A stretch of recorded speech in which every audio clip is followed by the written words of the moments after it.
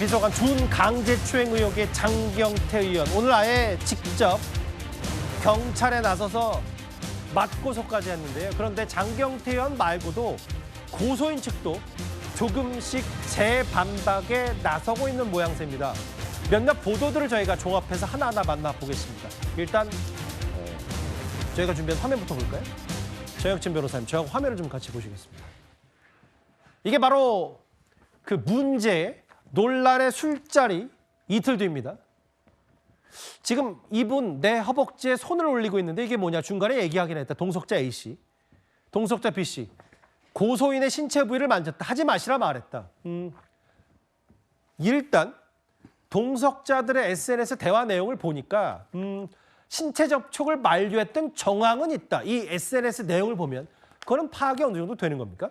제가 봤을 때 이런 성범죄는 없었어요. 왜냐하면 성범죄라고 하는 게 저렇게 공개된 장소에서 이루어지지가 않는 거거든요. 어떤 이상한 사람이 이렇게 공개된 장소에서 다른 사람 만지고 그러겠습니까? 성범죄는요, 원칙적으로 일반적으로 둘만이 있는 은밀한 장소에서 이루어지는 거고요. 그렇기 때문에 만약에 피해자의 진술이 일관적이기만 해도 유죄로 인정되는 경우가 굉장히 많거든요. 그런데 저 사건은 어떻습니까? 첫 번째 동영상 있잖아요. 거기 막 모자이크 되어 있지만 잘 보면 아마 그 부적절한 그런 모습들이 담겨져 있는 거로 저는 생각이 들고요. 거기에다가 여러 사람들이 증인이 있었고 증언이 있었는데 저기에다가 단순한 말이 아니라 저런 SNS 대화까지 남아있다라고 하는데 도대체 장경태 의원은 무슨 배짱으로 그 다른 사람들을 무고죄로 고발을 갖다가 하고 이렇게까지 계속 뻗대는지 저로서는 좀 납득이 되지가 않습니다.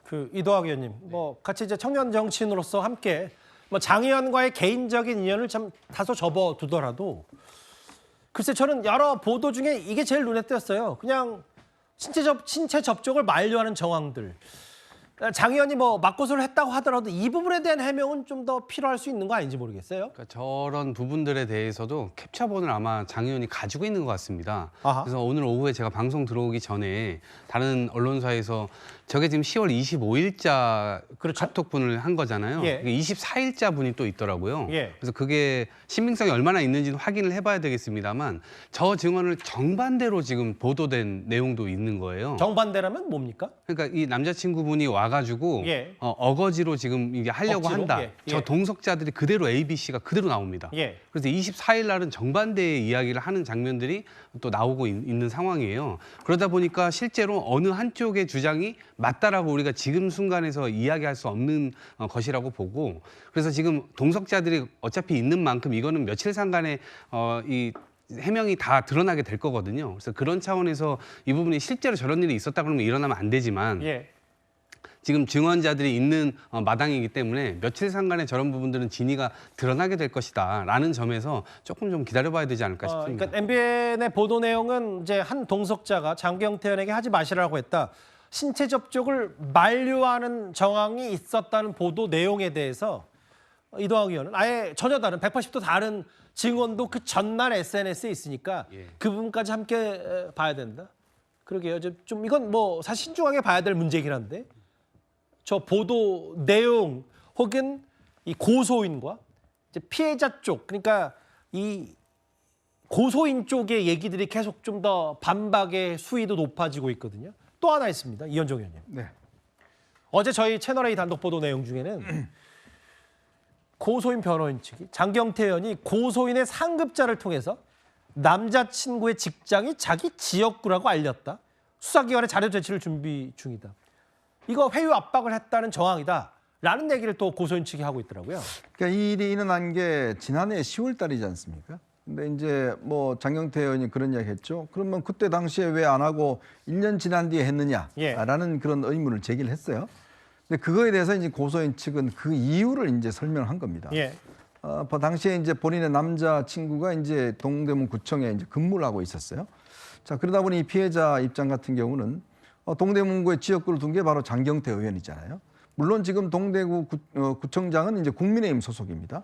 근데 지금 동대문구의 두 개의 어떤 이 지역구 전부 다 사실은 이제 민주당이 이제 현역 의원이에요. 자, 그러다 보니 예를 들어서 이제 남자친구의 어떤 압박 뭐 이런 상급자의 압박 뭐 이런 거 등등을 통해서 남자친구의 어떤 이 직장에서 어떤 이 위치가 위태로울 수 있다. 뭐 이런 데 대한 어떤 위기감 뭐 이런 것들이 아마 있었지 않는가라는 생각이 듭니다. 예. 제가 알기로도 이게 올해 초에 이 그 관련 기자들 사이에서도 꽤 이 사실이 좀 알려져서 예. 보도 여부에 대해서 논란이 있었는데 아마 제가 알기로는 고소인 측에서 이게 보도가 나가면 남자친구의 어떤 이 직장이나 이런 데 좀 안 좋으니까 자제해달라는 게 일부 부탁했다는 이야기도 있어요. 예. 이제 그런 걸로 비춰보면 즉 장경태 의원이 국회의원이잖아요. 재선 국회의원이지 않습니까? 예. 그러니까 그런 어떤 힘으로 인해서 어떤 이 사실 고소인 측과 고소인 측 관계자들에게 어떤 좀 압박을 한 게 아닌가라는 그런 의문들을 지금 고소인 측에서 제기를 하고 있는 상황인 것 같습니다. 이제 고소인 측의 주장과 일부 보도 내용 좀 더 들여다봐야 되겠습니다만 일단 고소인 측도 가만히 있지는 않고 있어요. 장 의원의 여러 반박에 대해서요. 장경태 의원 본인이 오늘 직접 맞고소를 했습니다. 현장 목소리 직접 들어보겠습니다. 타당 보좌진이 저를 고소해서 얻을 실익은 아마 정치적 이유라고 저는 생각을 하고요.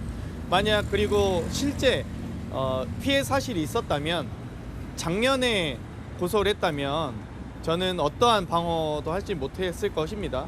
112 최초 신고 당시 수사 대상은 제가 아니었습니다.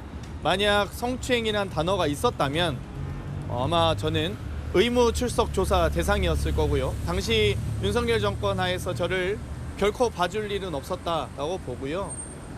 그 당시에 그러면 왜 고소를 하지 않았는지에 대해서 질문하시는 게 더 적합한 것 같습니다. 전혀 연락한 적이 전혀 없습니다. 협박이나 이런 거 전혀 없습니다. 근거 자료는 갖고 있고요. 제가 수사기관에 제출을 할 수 있는데 그럼 뭐 단호하게 협박도 전혀 없었다. 아예 각각 고소인과 고소인 남자친구를 맞고소했습니다.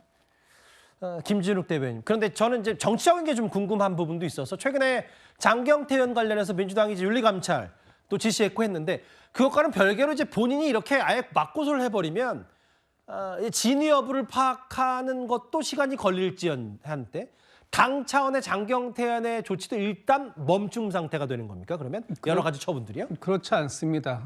지금 장경태 의원이 오늘 맞고소 무고 혐의로 맞고소한 것 예. 오늘 보니까 무고 혐의뿐만 아니라 폭행 혐의까지도 고발의 대상에 넣었던데요.